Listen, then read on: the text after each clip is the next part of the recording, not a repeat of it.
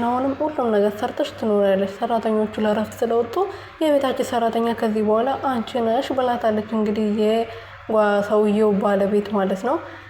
እንደዛም ሆኖ እንግዲህ ኑሃሚ እሺ ብያለሁ ለአባቴ ስል አባቴ ተሽሎት ወደ ራሱ ተመልሶ እኔንም ራሱንም ማስተዳደር እስከምችል ድረስ የትም ቦታ ቢሆን ለአባቴ ስል አንገቴን ደፍቼ እሰራለሁ።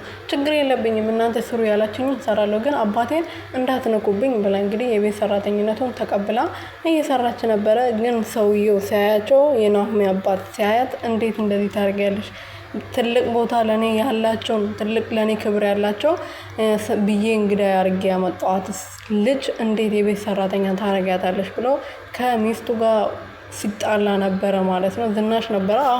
ከዝናሽ ጋር ሲጣላ ነበረ የኑሃሚ አባት ማለት ነው። እንደዛም ሆኖ እንግዲህ ኑሃሚ ለሁለት ሲያደነባብሯት እያገዛላት ነበረ።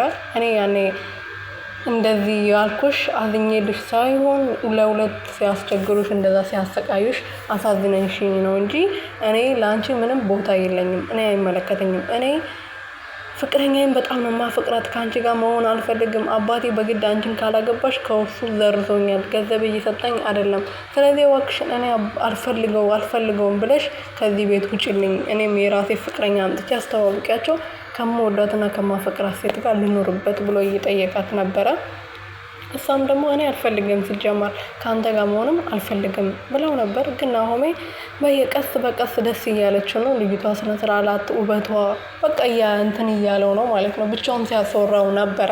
እንደዛም ሆኖ እንግዲህ ኑሃሚዬ አባቷን ለመጠየቅ ወደ ሆስፒታል እየሄደች ነበርና ኤርሚያስ እንግዲህ በር ላይ ቆሞ ጠብቋት ነበር። በር ላይ ቆሞ ጠብቆ እባክሽ ይቅርታ አድርግልኝ፣ አንድ እድል ብቻ ስጭኝ፣ ወደ በፊቱ ፍቅራችን እንመለስ። ሰው ነኝና ተሳስቻለሁ፣ ከዚህ በኋላ ደግሞ አልሳሳትም። እንደዚህ የሆንኩበት ደግሞ ምክንያት አለኝ። ሰው ነሽና ትሳሳቻለሽ፣ እባክሽ ይቅርታ አድርግልኝ ብሎ ጠይቋት ነበረ። እሷ ደግሞ ይቅርታ ከማድረግ ይልቅ በጥፊ ነበር ያጋጨችው። ለነገሩ ብዙ ምስጢሮችን ራሱ አልነገራትም። ልጅ እንዳለው ዋና የሴተኛ እሱን አውቋለች። ዞሮ ሴተኛ ዳሪ እንትን እንደሚል ከማንም ጋር ተጋድሞ ገንዘብ ሲያመጣ እንደነበረ ታውቃለች።